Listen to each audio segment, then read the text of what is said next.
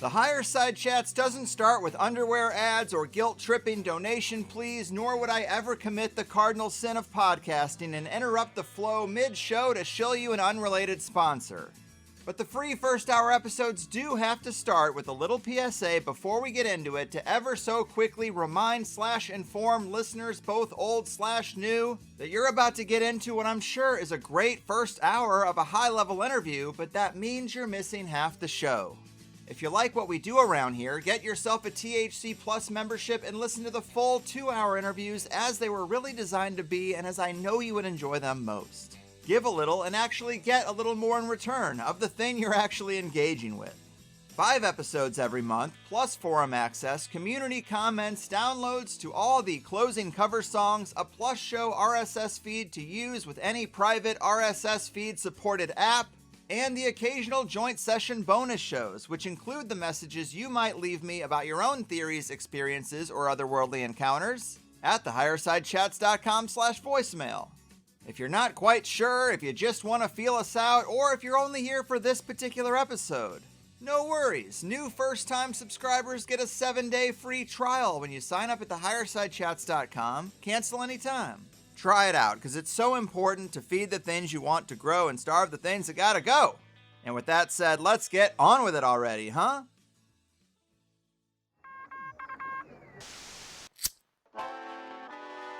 In the 1930s, President Franklin Delano Roosevelt addressed the nation through a series of radio broadcasts known as the Fireside Chats. His aim was to reassure the common man that our society would recover from its troubled times. Well, we're far from 1930, and I deal with a different kind of fire. For a new era of worldly frustration, we offer a fresh conversation. I'm Greg Carlwood, and these are the Higher Side Chats. It's a beautiful day in the neighborhood, Higher Side Chatters. From sunny San Diego, I'm Greg Carlwood, and the more we learn about the world, the more the conventional model breaks down, and one starts to wonder, how could that not be intentional? The largest cutting-edge scientific food companies make the worst quality GMO glyphosate-soaked food. Western medicine is missing a whole host of modalities that have been shown to work, from light and frequency-based healing to intention and psi-based mental medicine.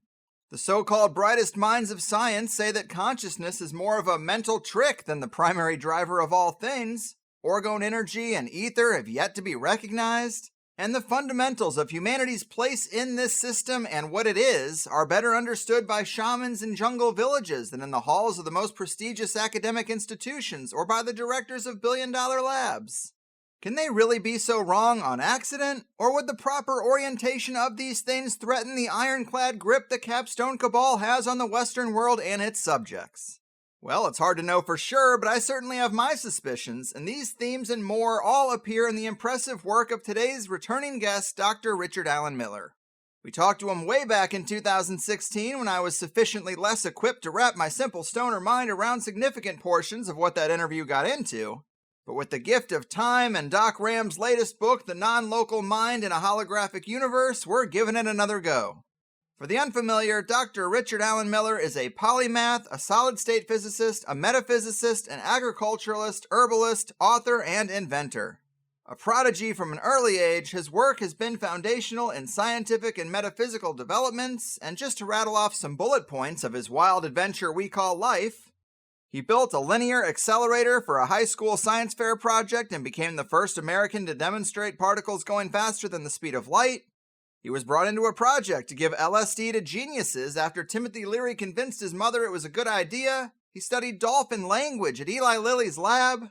He chose the candidates for SEAL Team 1 by finding a way to measure their intuition. He was the real-life character that the X-Files' Fox Mulder was based on, investigating unexplained phenomenon for Navy SEAL Corp and MRU, which put him in the path of many incredible life experiences, including an encounter with an alien and travel to an underground Antarctic Nazi base. He also conducted ESP experiments with astronaut Edgar Mitchell on the dark side of the moon, and he developed early protocols and trained Navy SEALs in ESP and super soldier techniques, and not so surprisingly, much of the accomplishments and projects in his 50-year body of work remain top secret still today. And what else can I say? Let's get into it with the magician who didn't blow himself up, the ESP-enabled alien encounter-having, multifaceted physicist and master of many domains, Dr. Rick Miller. Welcome back to the higher side. How do I respond to all of that? My goodness. Hey, it's your life. What can I'm I just do reading the cliff notes. What would you like to talk about? Well, it is just so great to talk to you again. There's so many things that I hope we can fit into this, and surely so many tangents that will be tempting me as we go along, but we're going to try to stay focused on the latest book, The Non-Local Mind in a Holographic Universe. Obviously, that's a title that sums up a lot of deep work into better understanding what reality is and our place in it. You write about structured water, cavitation, the pineal, psi effects, the power of belief, manifestation, astral travel, and how reality is structured and how consciousness interfaces with it. How would you start us off? I mean, give us the elevator pitch for this latest book. Yeah. In 1970, well, actually, it was in 1967. I was working for Old Man DuPont back in Wilmington, and I'm walking down the hall, and I look over to the left, and in the laboratory is a three-dimensional color TV. Where is that in our marketplace today? It's missing. That was Gabor. Gabor had he was the one that went to Stockholm in 1972 to get a Nobel Prize on that work, creating a three-dimensional image using a two-dimensional film plate and coherent light interfering with itself in an interference pattern.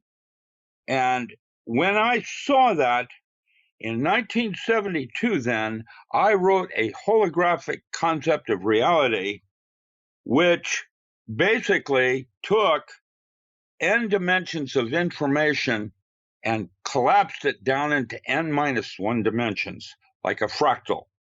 Now, what the problem was with quantum mechanics at that time, using time and space as the forms of measurement, is that when you take an analog system and you digitize it into steps, you create an uncertainty in knowledge of what you know. For example, the more you know about this thing, the less you know about that. And that described what they call the proton cloud and the space between where a proton is a particle and when it becomes a wave. It turns out that that's where the multiverse lies. And the holographic system is based on information and resolution of information rather than space and time. Now, it turns out, 47 years later, that my model, the holographic concept of reality, needs to be rewritten for a new step in the advancements of science. And that's basically two Russians, Max Rempel and another, quote from my work from 1973 on the embryonic holography, which was an application using biological processes. And I talk about the DNA being a resonant cavity oscillator on its geometry. Yes. And Garyaev and Popov, in 1991, when that was unclassified, 20 years later, quoted from that work, and Max Rempel was studying under Garyaev at that time, and today made a major breakthrough on the proton cloud, and came up last year to interview me. And when he did, we were talking, he said, I don't know what to do. Now, realize these are biologists. They don't have the level of math that I did. I was a polymath and was doing code for NASA in 1960. That's what brought Old Man DuPont's focus on me, was that there was a Captain Crunch and Michael James Riconosciccio and myself. We were math geniuses that were just, I don't know how to explain it. I see things people don't see. And I've got what's called eidetic memory. It's a little different than photographic. It's like a child. I guess you could liken me as a 4-year-old that never became 7. And that's why I do like 14 languages. I can speak Russian, Ruski, and Deutsch. I speak a number of languages as just because of the math ability. My brain works just a little bit differently. It's not better, it's different, like a child. In fact, a child, in my humble opinion, is possibly our single most important natural resource. And what we're doing now in their educational process is a crime. Right. Because I remember when I was in second grade, they taught Latin, sum est, sunt. And today, they don't even do shop or home economics or anything like that. Mechanics, mechanical drawing. These were courses that I had when I was in high school. And by the time I was going into college, I had differential equations and was able to do logic. But today, the kids are lucky to even get as far as algebra, much less geometry. Right. It is a sad state of things today, for sure. And I worry about our youth. But let me step in here just to say, what you were talking about is really interesting. I wanted to dive in a little deeper. This comes from your book. You say, our universe is built on sacred geometry, and certain types of patterns set resonance in a way so that one subsystem dialogues with the next system up. Neurotransmitters are resonant cavity oscillators dialoguing with subtle bodies outside the physical body. And that's pretty interesting stuff. It sounds like mental, multidimensional portals in a way. Well, it is. Your brain can be seen or modeled as another gut.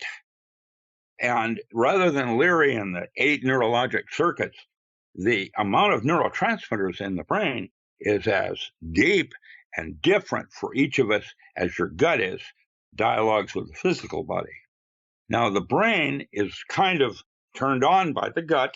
The gut is what turns the brain on, and that brain and the release of neurotransmitters are dialoguing with subtle bodies that are physically outside the physical body.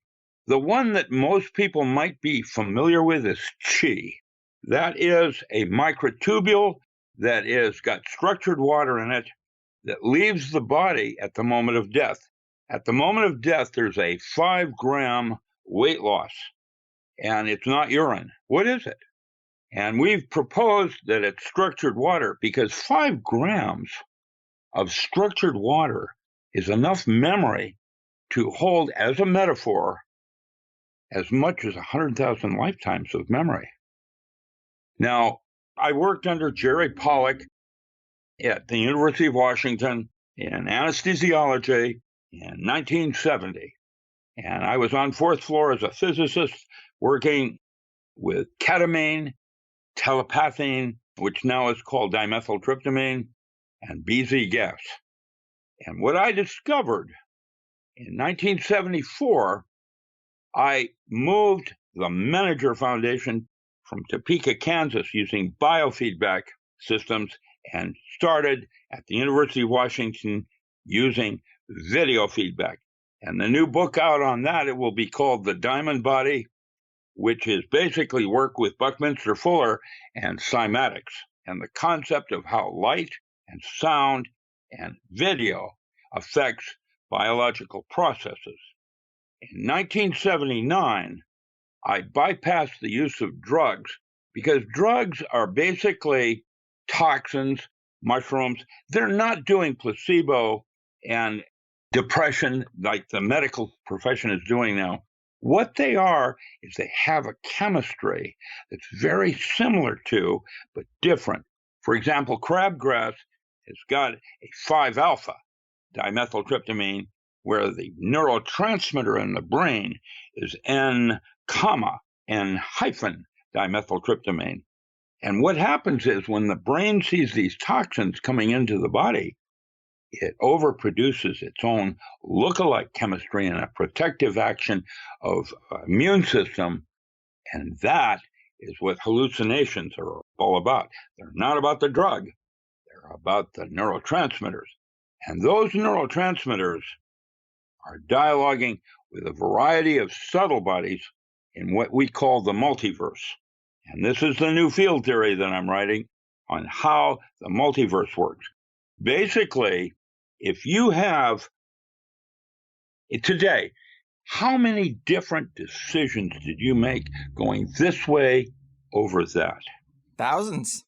Okay. How many did you do then in a lifetime?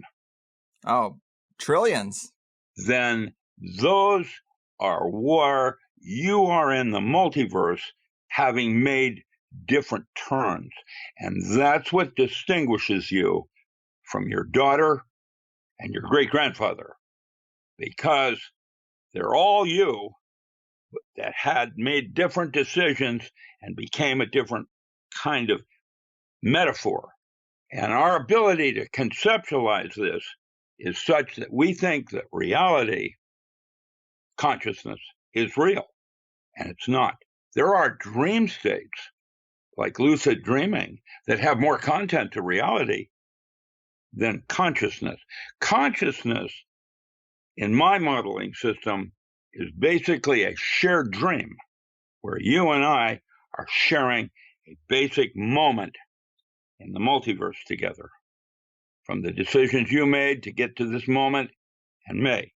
And the multiverse itself are all the other possibilities of what you became by making a different decision.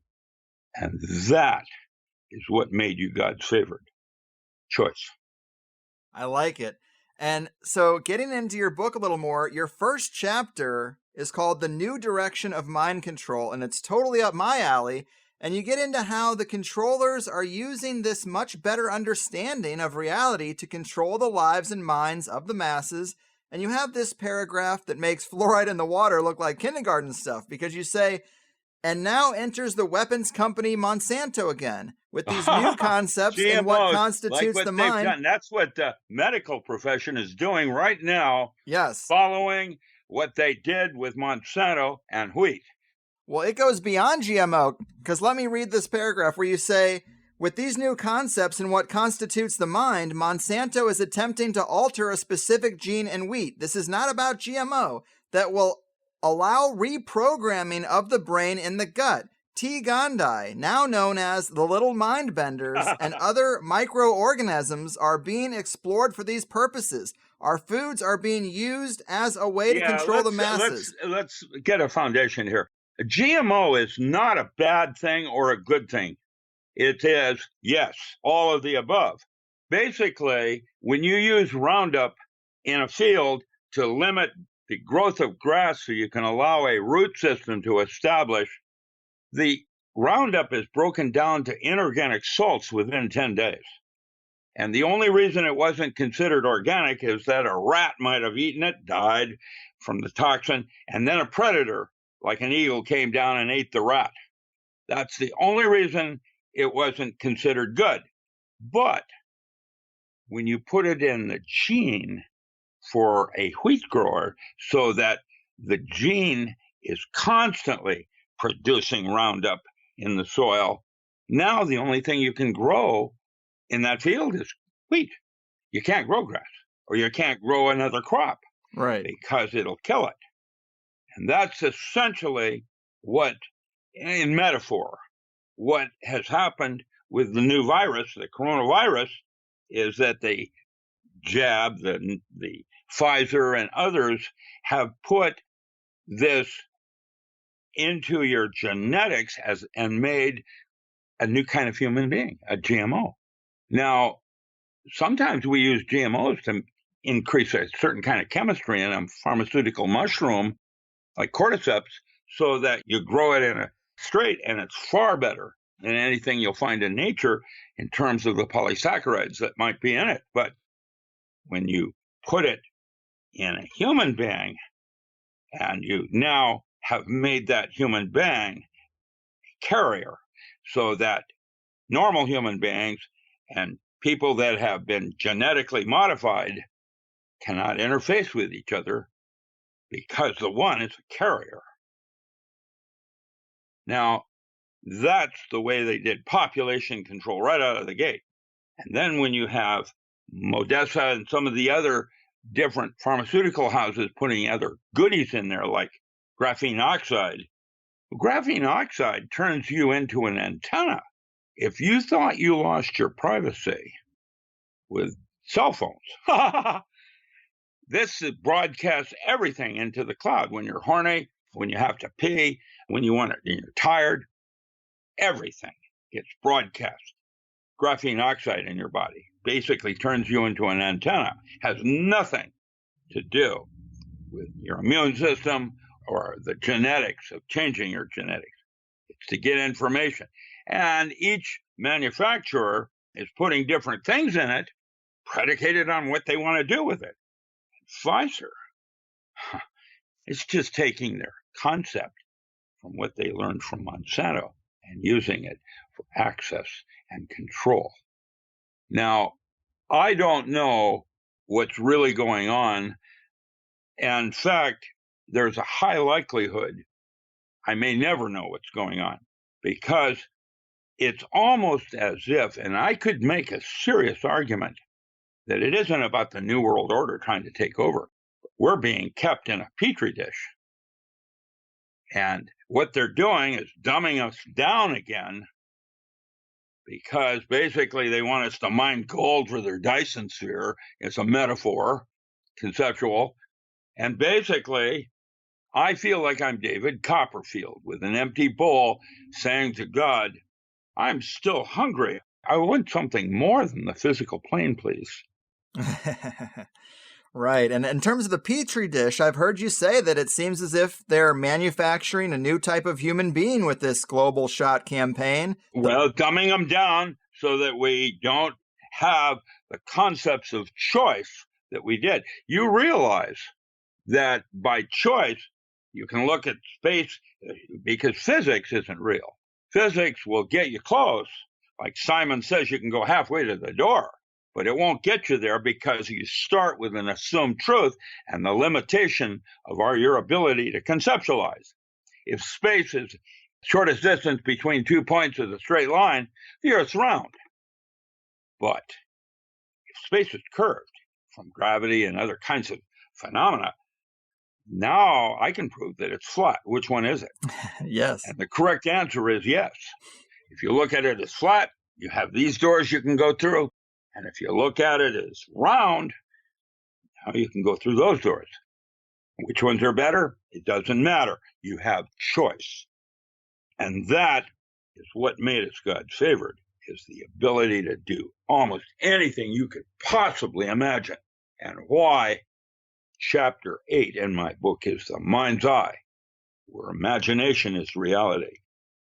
And this is basically, consciousness isn't real. You're asleep. I mean, they talk about the matrix and being in the matrix. What that metaphorically means is, if time isn't real, what is an epoch? And, quote, we've been here before, like Vermana and spaceflight. I can say that man gets up to a certain level of achievement and wants to evolve, and somehow we're knocked back down to zero again, like a Neanderthal versus a Cro-Magnon. That's exactly what is happening right now between a human and a GMO. Cro-Magnon versus Neanderthal. And we don't have a clue what's really going on, and probably can't get there from here. Right. And on our phone call last week, you said that space isn't real and we can't go to Mars physically, but when certain planets align, we do get a Carrington effect. Yeah, that's the third book in the Diamond Body series that I'm writing on the work I did in 1984. 1979 was electromagic, where I bypassed drugs, create the same high and release of those neurotransmitters using German Mora and Indomet, a German acupuncture equipment on the forehead. Using pulse currents, I broke a code and could talk directly to the neurotransmitter and create the same high that you get taking LSD or BZ gas, whatever. In 1983, just before I left the military, I did a project called the Mars Project. And if you want to Google that, do the Mars Project and look up combining that with Wernicke's correction, which is a part of the brain near the reticular activating center. And basically, That system is you create your own wormhole by using sacred geometry specific to set up resonance for the release of specific neurotransmitters using your mind's eye. Mm-hmm. So what is Mars like, having been there? Well, physically, it has more water as a smaller planet than Earth does. Huh. It's more water. Physically, volume-wise, there's more water on Mars than there is on Earth. And you have to wonder what the asteroid belt was. Absolutely. Because every single human being, when hypnotized and brought back down into that part of the brain, the Wernicke's correction, which is to have to do with confabulation and the correction of that, Wernicke and Wernicke's correction center, that every single person on Earth, no matter what race or genetics you're coming from Africa, China, or wherever, everyone has a memory of having worked on the planet Mars. Really? There's things going on that I don't understand, and I'm limited. What made me, why the military used me, was that I was a gifted child mathematically and could see things that people didn't notice, variables. Back when I was doing my paranormal studies for the military, MRU, Dr. Carl Schleicher, the smoking man, basically, we knew about aliens back then, but at that time, remember, that was Sputnik and the space race, and we were more concerned about what Russia was doing. As it turned out, back then, not today, but back then, Russia wasn't really the one that was evolved. It was Czechoslovakia and the so-called psychic discoveries behind the Iron Curtain. Now, back then, there was a study, Yanov, scientist, had written a book called The Lunar Sex Cycle of the Female. And basically, it was on the field of cosmobiology, where astrology had become astronomy, and then our concept of space moved it into cosmobiology and the geometry of space. And Yanov predicted that when a woman is born, an engram is put into her genetics with the phase angle of the moon, and that when the moon and the sun and Earth are in a certain specific geometric alignment, she ovulates. And that if she moves to a different part of the Earth, that ovulation cycle changes because of the geometry. And that led to what the next direction in our concept of space, which will be cosmobiology. The study I did for the military was with the planet Uranus. There are no known laws on how Uranus could in any way possibly affect the Earth. And yet, when Uranus, which is a higher in astrology, a higher octave of Earth, when Uranus and the Earth and the Sun are in a specific geometric alignment, there is a 3 sigma error coefficient, a 99.9975% probability of a major event on Earth, a Carrington-like event on Earth. Even Suspicious Observer doesn't use that. That was what the Parker dive was all about last year, was going into the halo of the sun to direct and measure the possibility of when our next solar minimum is due. Very interesting. And I love that term, cosmobiology. I've heard you talk about the woman's ovulation cycle aspect before. Are there some other effects on an individual person that we could see coming from the larger cosmos? We haven't even begun to start to look at things like that yet in the sciences. And the sciences aren't precise. What they are, it's like one of the two brains in your left and right brain. And what we're really talking about here is a cavitation process, which is Chapter 7 in the non-local mind, and it's called Time Travel and the True Nature of Cavitation. Mark LeClaire is doing his research at MIT right now on that subject, and cavitation is when a drop of water falls and hits a pool of water. What happens is the drop of water goes into the pool just slightly to create the outer waves of moving away from that drop. And then the drop pops back up in as a drop of water. You go, poip, and up it comes up again. But that's no longer a drop of water. What it is a cavitation ball that has trapped the medium in which it's fallen. And inside that, they're going into a vortex or torus of into the out of. And it's interesting. The ball itself is formed, if it hit water, would be structured water. There are many different forms of water. And, you have para and ortho water, which is levorotary, going this direction or that direction. They have two kinds of water. And then you have the isotopes of deuterium and tritium. And while tritium is not very long-lasting, deuterium is so plentiful, that's where they mine it, in the ocean between Australia and Antarctica. That whole region in there is mostly deuterium. And deuterium is an interesting subject. In another chapter... Sorry to interrupt you, but I'm getting a little bit of background noise from you. Do you have like a window open, or is somebody moving stuff around? No, what I have is the new place I've moved to. I'm less than 20 feet from Rogue River Highway. Oh. I went from a 4-bedroom home and had to move into, luckily, finding anything in here on the Rogue River for rent. There's a single bedroom with my head less than 20 feet from Rogue River Highway in my bedroom. Damn. That must be what I'm hearing. I'm assaulted from all sides, man. And I have no idea why, other than I'm trying to leave some footprints before I turn into worm food. I'm 77 now, and I have more than 40 manuscripts I'm writing on the work I did with military. Buckminster Fuller is called the Marshall Papers. Bob Marshall was an idiot savant that came up with the so-called buckyball and what we now call C60 and C120 and the way carbon bonds with itself.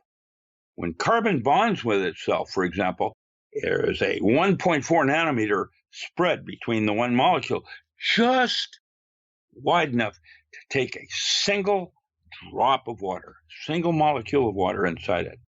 And that's what we call fullerenes. It's got structured water. Now what you have is an antioxidant that will actually bioremediate such things as radiation poisoning, studies that were done in the UK.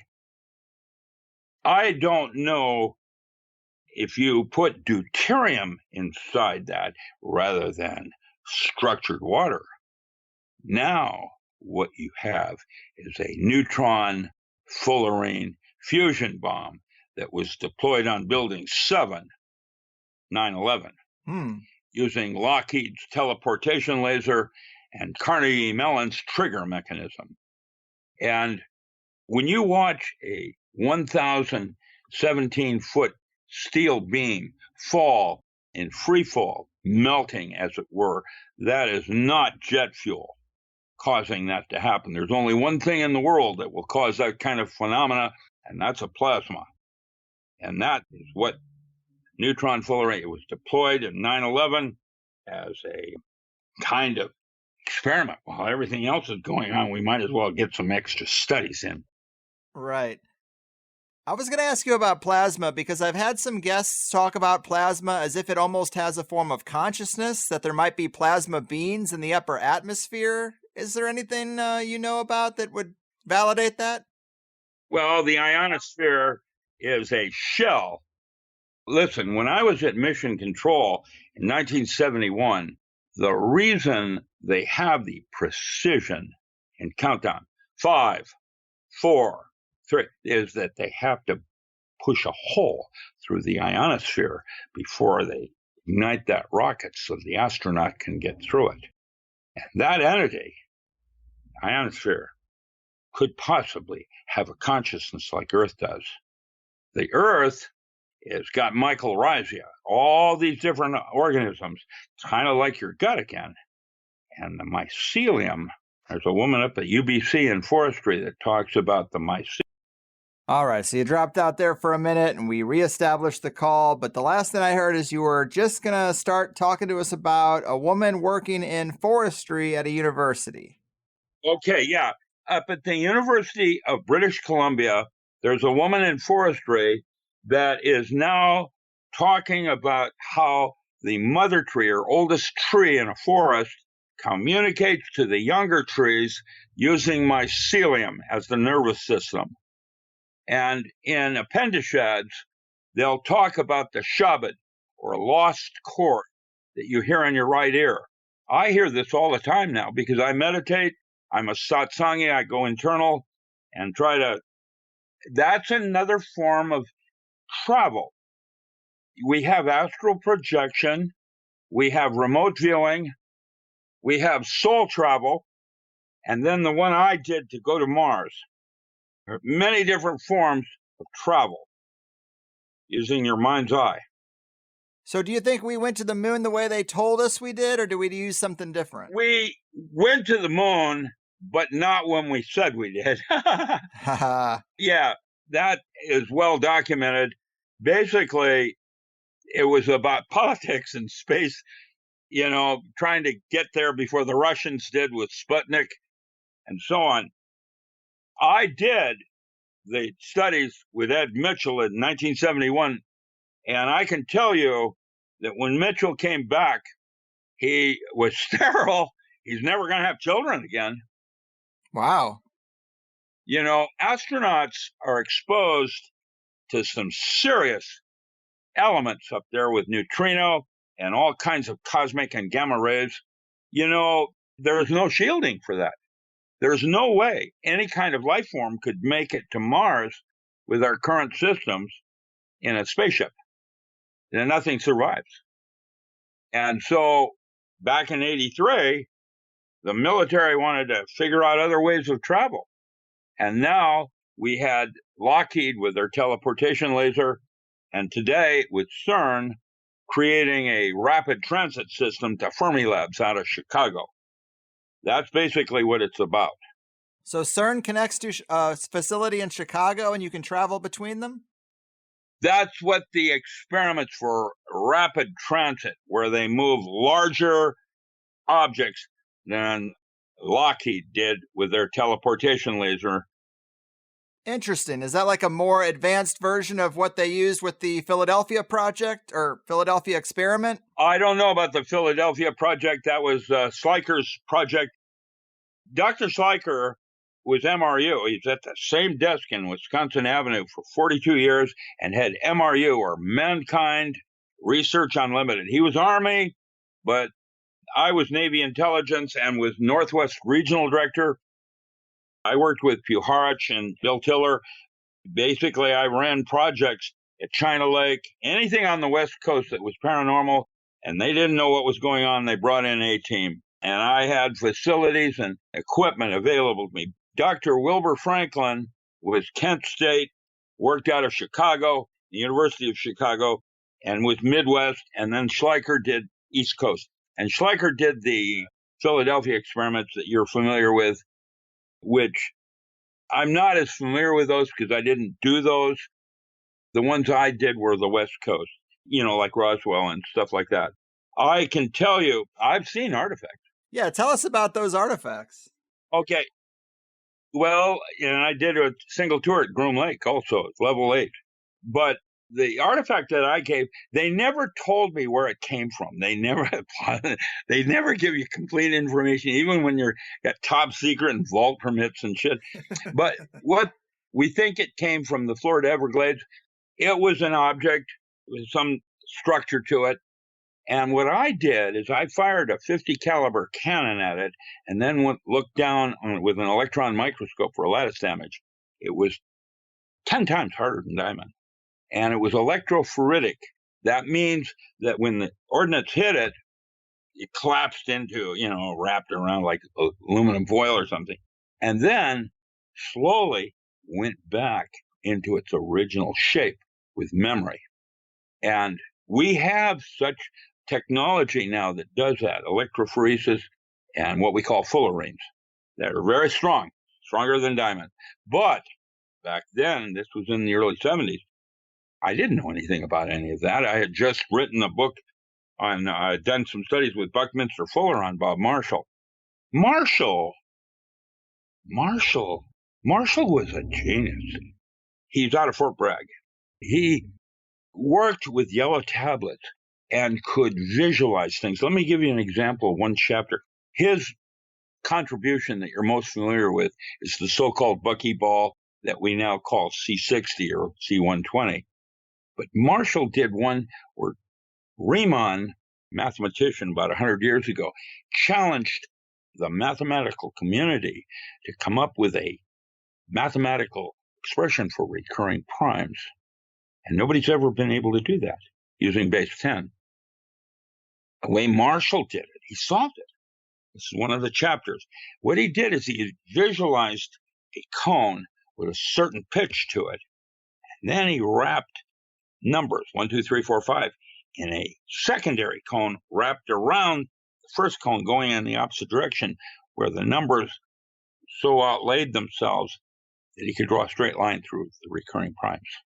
He did it visually. And I've never seen anything like it. Now, that's genius. He was able to see that and do it. It's like he's like Tesla, where the one thing that we're quite familiar with, electrostatic fields and the relationship of how you set up bandwidths, and frequency bands. Tesla had 7 or 8 other genius things he did, public never heard about. Same thing with Bob Marshall. They hear one thing and it gets an application into the universe, and the other 8 things they did are relatively never heard of again. Yes, that's very common. And I know another thing on your resume that I was just super fascinated with is that apparently you have been to an Antarctic Nazi base. Yeah, I did a tour in Antarctica. That was not one of my projects. I was hired as the physicist to figure out how the light worked under this anthropologist. Took a group of us scientists in. We went in through Thule Island and down into this cave that was more than a mile high. My job was to figure out how the light worked. Basically, that's where I came in with the idea of bioluminescence. There was a bacteria that was eating algae on a wall on the surface, and it created light. But the cave itself was more than a mile high, had weather inside it. And I saw a Nazi base there. It looked like it had 19 slips or subs, and it looked like it had been hit with a nuclear weapon or something, because they were all, it was slagged out. Down further, there was an old 14th century Viking base that I don't know where that is in history books.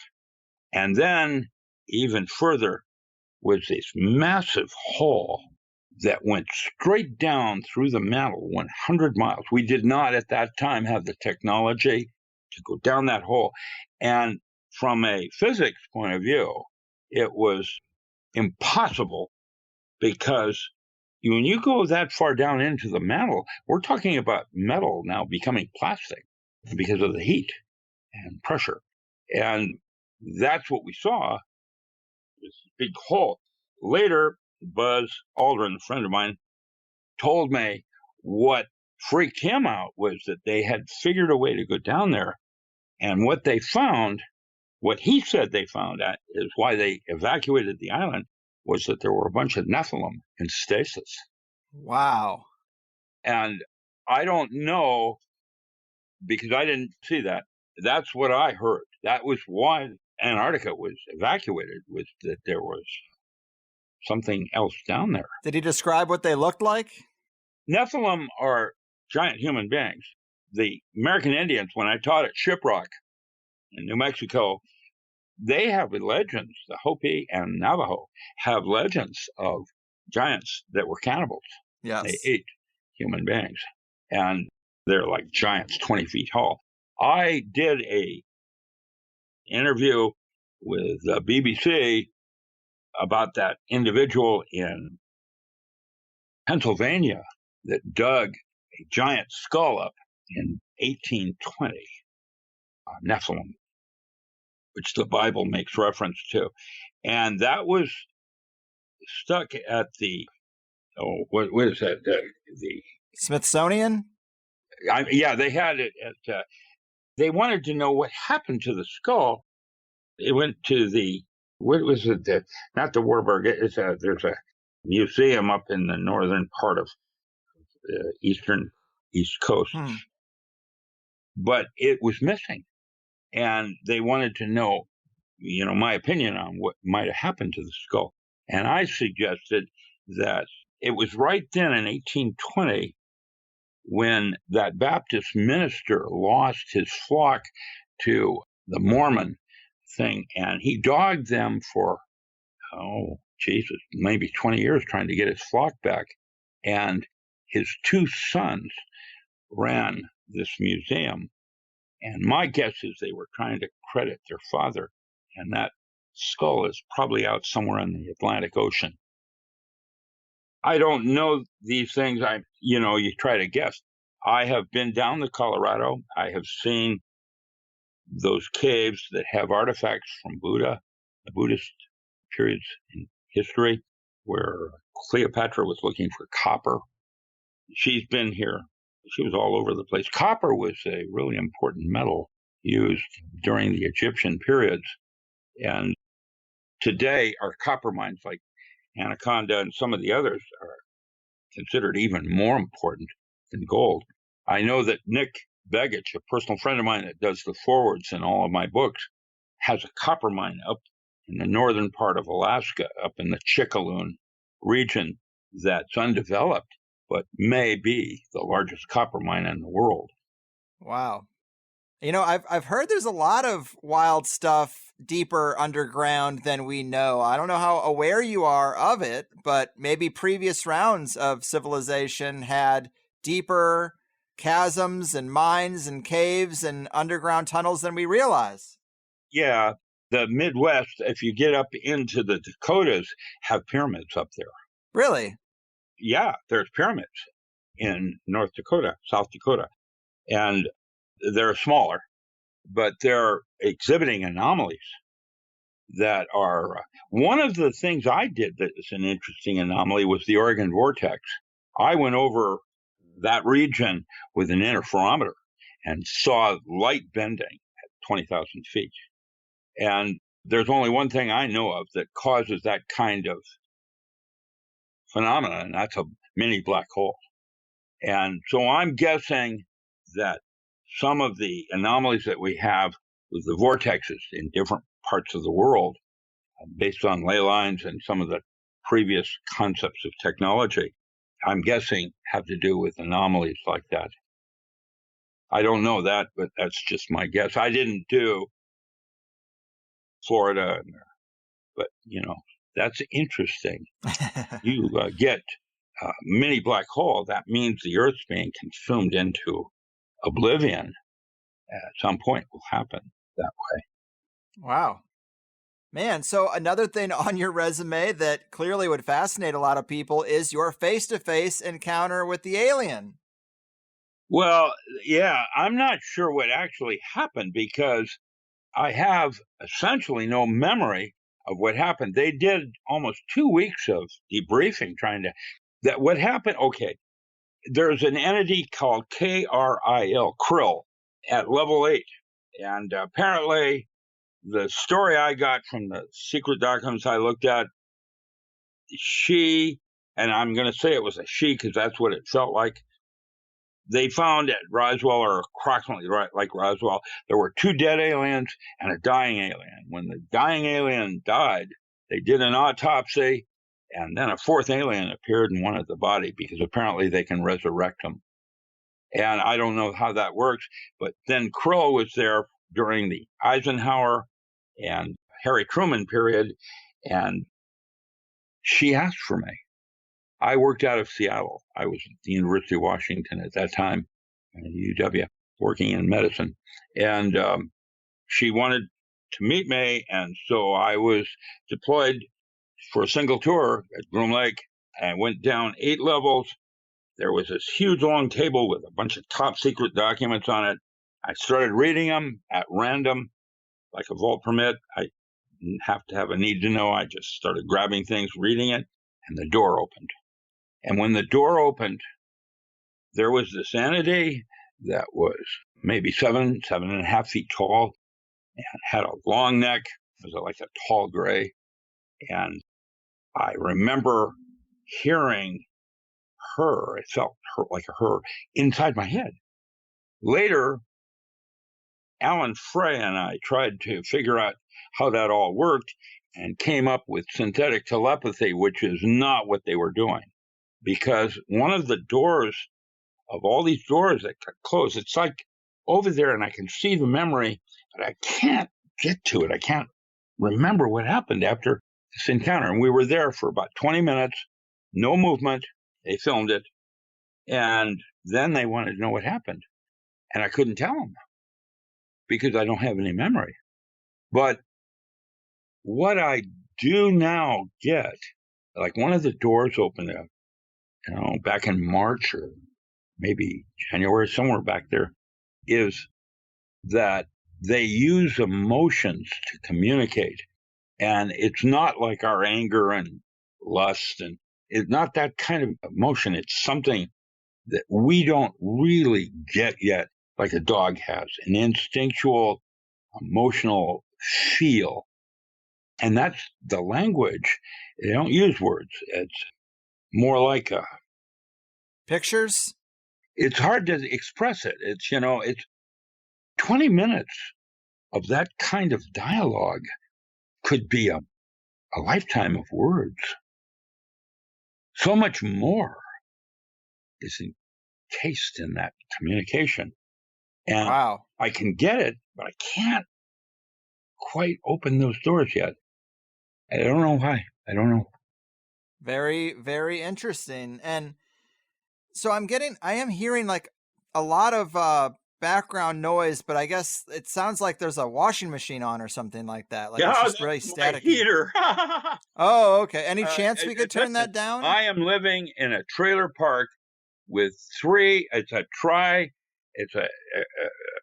apartments connected, not a duplex, but a triplex, and then a bunch of trailers on the Rogue River and bikers and all the rest of that kind of an element. And I'm less than 20 feet right now.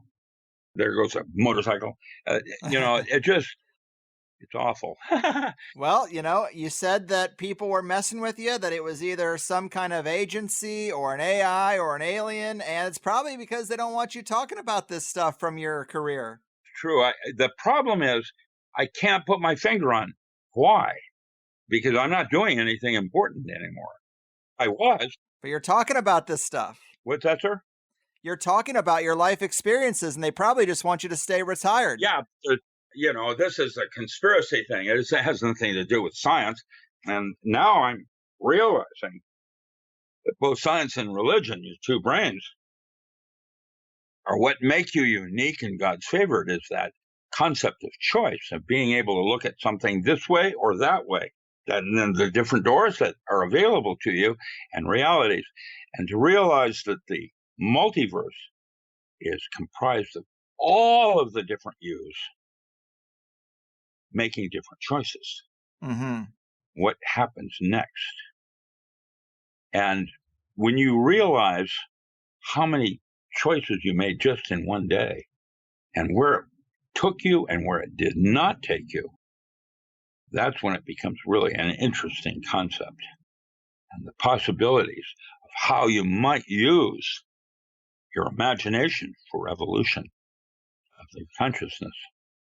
I like it. And coming back to the book, you have a chapter called The Omega Principle, or the energy which patterns randomness.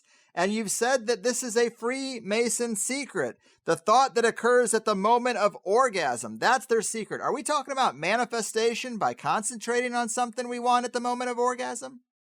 Well, that's the emotional thing that I was talking about. That when you have an orgasm, the level of experience of your emotion at that moment punctuates space and time. And that thought is actually created as a thought form. It's like literal. And the studies I did with psi energy with Ed Mitchell indicating that if you can't keep your thought long enough, you just repeat the thought over a period of time. That's what rituals are, is the celebration of a myth. And that basically the Greek, I'm writing a new book right now. The one that's coming out next is Pantheon.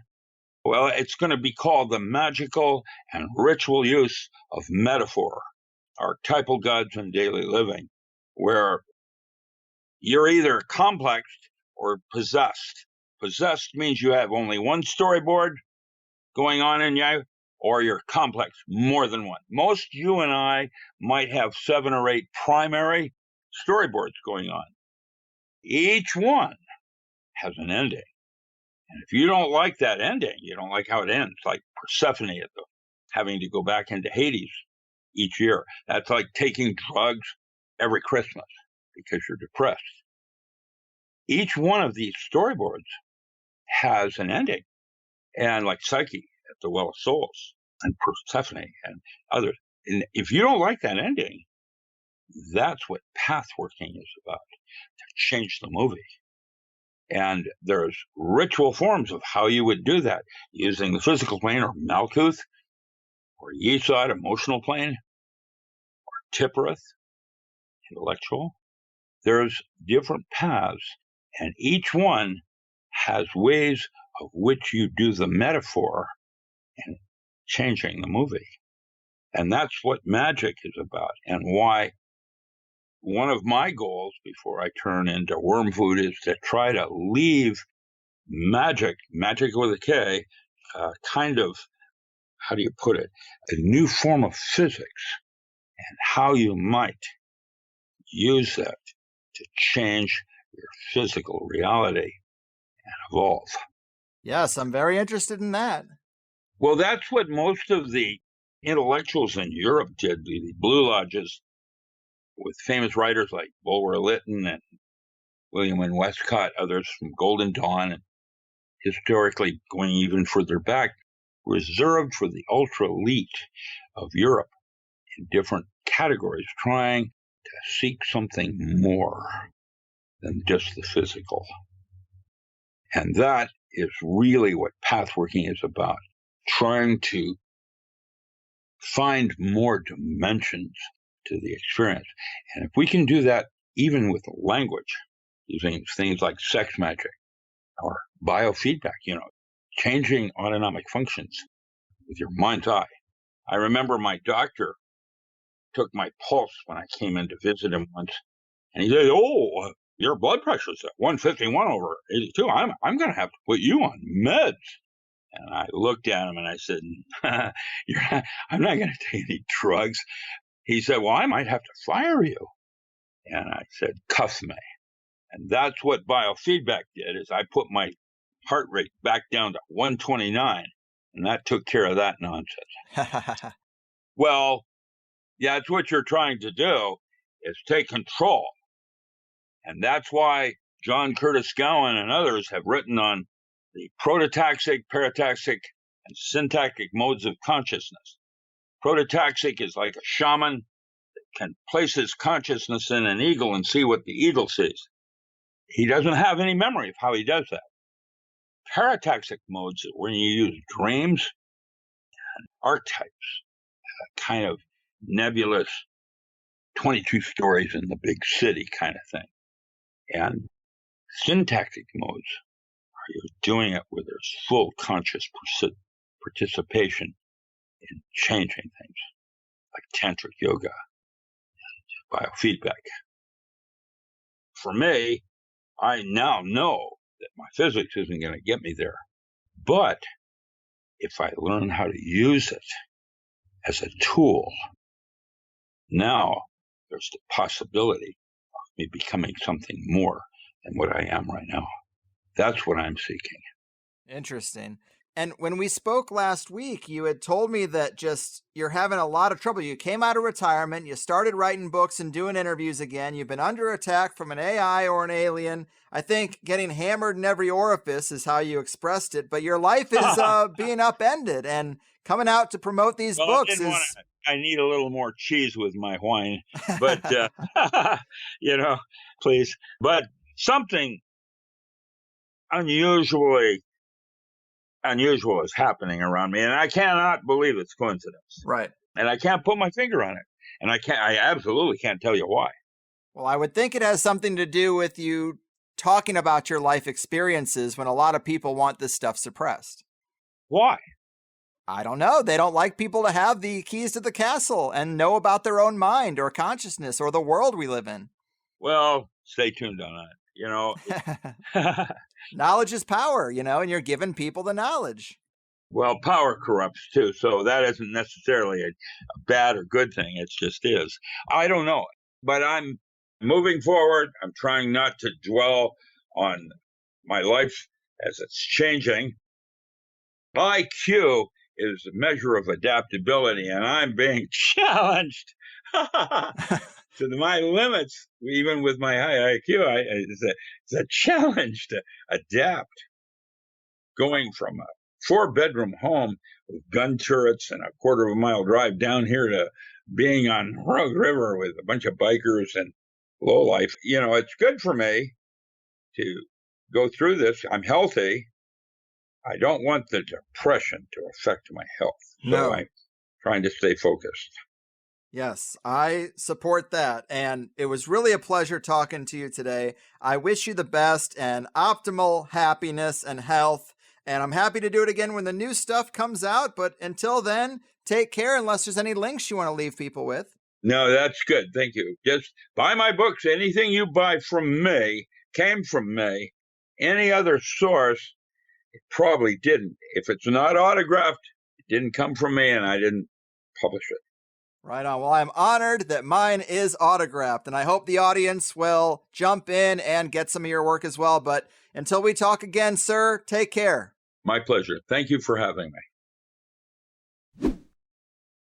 All right, guys, how about it? The truly legendary Doc Ram sharing the secrets and the final chapters of a very eventful and fascinating life. I mean, even just 2 of those stories would make a person one of the most interesting people I know, but with him, the hits just keep coming. If you go back to the last interview we did, I remember really loving it, and when he had someone reach out to do a second, I had to jump on it. So much for staying focused on the new book, though. I realized pretty quickly that I was only going to be throwing out a sentence here and there and not reading long quotes or setting up long detailed questions. But he's been talking about this stuff longer than I've been alive, so it's all good. He doesn't need me. I know it's kind of weird as a listener to hear me break in to talk about background noise, especially when we did a pretty decent job removing it in post-production, because usually I cut that out when I stop an interview to try and improve the background noise situation when we have one. But he just went on giving all kinds of context for his situation, and it made it hard to find a place to cut. He did seem very distressed, though. Not only in the interview, but more so in our pre-interview phone call that we had. Seems like he was forced to make a move he didn't really want to make, talked about his systems being hacked. Plus, he's getting up there in years. I'm just happy I got to talk to him again because he has had some wild experiences, and pretty much any weird stuff topic you can throw at him, he can start breaking down what he knows, and it's hard to find an esoteric topic that he can't comment on. But the big thing here for me was wormholes found in DNA and that kind of stuff that Ben Joseph Stewart brought up in our interview, structured water, cavitation, quantum aspects of biology, saying that our universe is geometric in nature, that sacred geometry and certain types of patterns can set resonance in a way so that one subsystem dialogues with the next system up as a model for multiple dimensions and cross-dimensional communication, like between the physical and non-physical. I thought that made a lot of sense. That rang true. This idea that neurotransmitters are resonant cavity oscillators dialoguing with subtle bodies outside the physical body. Again, bringing it back to resonance, frequency, vibration, structured water. I think those are the subjects where his research really shines. But also modern mind control techniques, putting new types of mind affecting or gut biome / mind affecting parasites and bacteria in GMO foods. Why wouldn't they be experimenting with that? I think I said it in the interview, but it makes fluoride in the water look like kindergarten stuff. I also dug the part about the Omega Principle, this revelation that the central secret of Freemasonry and these initiatory orders is just harnessing the power of the moment of orgasm for magical and manifestational means. It's something I've read before, but it's never really been put in such plain terms, and I have an upcoming interview that I just recorded last night that is entirely focused on sex magic, very thorny and dicey. There will be complaints, but it confirms this very point. And I would say in advance that you can be curious about something, you can pick someone's brain about their experiences with a taboo subject that you're not going to engage in just because you're curious. Getting someone's perspective, talking about something a bit taboo, it's not an endorsement, it's just a conversation. You won't hear it for a while, but it is on the docket. And speaking of, in higher side news, I'm just a few days away from the big road trip with the fam, so I will be gone for the month of April, but shows will still be coming out. I've got 5 recorded. I'm just going to have to do my wrap-ups on the road from various hotel rooms. But keep an eye on the events calendar or my Twitter or Telegram, and I might be able to throw in a meetup or two here and there. There won't be a lot of notice, unfortunately. We've already got so many friends and family commitments, and some cities we're only going to be there for one night, but I am going to try to do something. Speaking of the calendar, though, let's look at some events. I mentioned a few of these before, but they are still coming up, so we'll throw them out there while we can. April 1st, Denver Gets Higher at the Blue Moon Brewery. April 3rd, there's a THC / propaganda report crossover. I like it. Waltham, Massachusetts.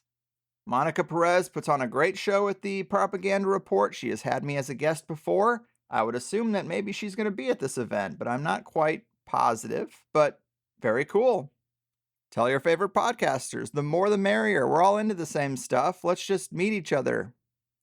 April 6th, the Seattle THC Inquisition at Chuck's. April 9th, the Inland Empire Observers of the Inverted Smoky Canyon Barbecue event in Riverside, California. April 11th, the Hopkins Wild Boar Pig Chimp Hybrid Meetup in Hopkins, Minnesota. And April 13th, the San Diego Rabbit Hole Meetup at the Rabbit Hole. I see how it is now. People wait for my first trip in 2 years to put a couple California events on the calendar. But my loss is your gain, people. Meet some new friends that are on your page and feel less alone in this cold, disconnected, polarized world. And anyone can add events. Just hop on in and do the deed. And if you're going to attend one of these events, please hop on the site and RSVP just so the host gets a better idea how many people might show up. It's just good manners.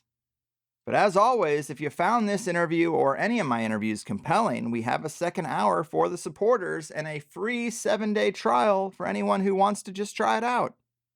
The website's completely mobile friendly. It's never looked better with the category display that we got going on. The new secondary member menu helps you navigate the site. And of course, the RSS feed for Plus allows you to use most likely the podcasting app you're already using. But in today's show, we talked about a different way to think about karma's mechanics, Richard Allen Miller's studies in dolphin language, his herbalist knowledge, iboga, entheogenic spiritual communication, Doc Ram's views into a future lifetime of his experiences with Native American and Amazonian shamans, orgone, weather, and UFOs, remote viewing, Project Looking Glass, and seeing future outcomes, how he imagines the world will be changing, Why Seattle and San Diego will be gone in our lifetimes. Well, enjoy those meetups while you can. There's something to talk about. Drinking your urine to survive and or thrive. Tips for restoring the water in your coffee and drinking better water in general. So come on in. The water is fine. And a huge thanks to those who do keep the faith and have kept their memberships going even when a show or two here and there doesn't really stick the landing. The level of support is humbling, and I appreciate you guys so much. It's the strong support that allows me to talk to so many different varied guests about so many different varied subjects, and we can go into taboo things, and we can go pretty extreme, and we can hear a range of opinions about various things at a time when people are not necessarily open to a range of opinions. So it can be difficult when we are conditioned to only want to hear exactly what we already believe and just have the same old check boxes checked off as we go. You kind of have to resist that tendency to be a THC listener, and it just means the world to me because there's so many different things working against us. I'm doing what I can, and THC is the only thing I got going, so I don't take the job lightly. But you never know how an interview is going to go until you record it. Still, I try to give you my best episode after episode, and we will ride this THC train right on through these troubled times to the promised land, if you stick with me. But that's the show. Thanks for listening. Thanks to Dr. Richard Allen Miller for sharing his insights and stories. His books are out there for those who want to dig deeper. I'm out of here. I've done my part. Your move, modern mind control controllers, cosmobiology concealers, and dastardly disempowerers. Your fucking move. Get through the gate downtown, walking fast, security passed and I'm homebound.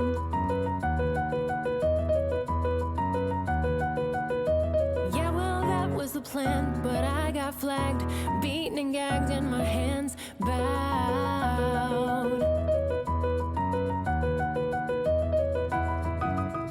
Now I'm screwed, I'm so screwed, but I still wonder if I could stall, get past these guys.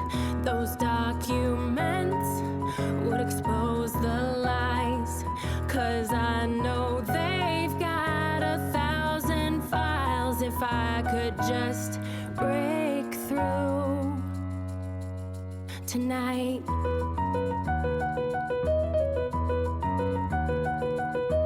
Bioweapon disease, so many coups, blue beam 2 and more conspiracies.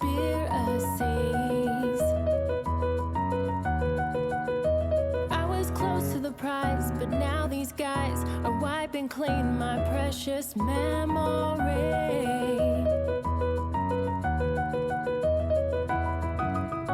Now I'm screwed, I'm so screwed, but I still wonder if I could stall, get past these guys. Those documents would expose the lies, 'cause I know they've got 1,000 files. If I could just break through tonight.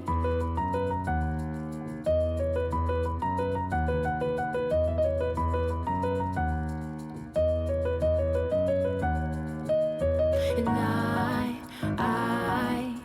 just wanted to know. I just wanted to see. I don't wanna let this go. I don't. Get through the gate downtown, walking fast, security passed and I'm homebound.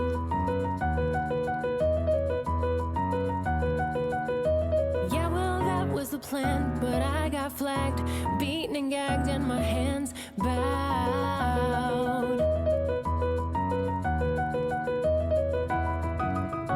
Now I'm screwed, I'm so screwed, but I still wonder If I could stall, get past these guys, those documents would expose the lies. 'Cause I know they've got 1,000 files. If I could just break through, if I could just break through tonight.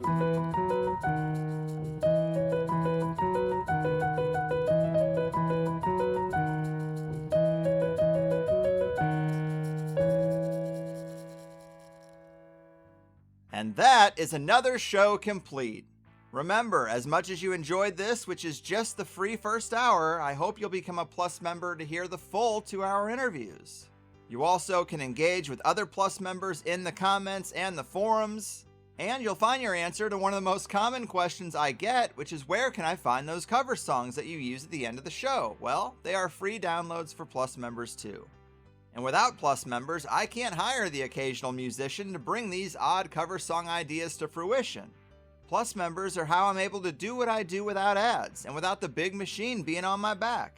We can fit so much more into a 2-hour interview, and I do my best to make it worth your time and money. The conversation only gets deeper, weirder, and more controversial in that private hour. How could it not, the way things are going? But the best way to sign up is at thehighersidechats.com, where new first-time subscribers always get a free 7-day trial because I'm just that confident. There's no PayPal on the website, but if you need to use PayPal, then sign up through Patreon and you get all the same episodes. Our website is a credit or debit system, but you can also scope out the other options like a few various cryptos, cash or check mailed to the P.O. Box, and I'll even barter with most people if you have your own business and produce something nice that my wife or kid or taste buds might like. But the architects of consensus reality have made it clear that these themes and topics aren't really welcome on the main stage. And so this is how we secure a little counterculture corner for ourselves, and I hope you'll join Plus because that is the only way it works.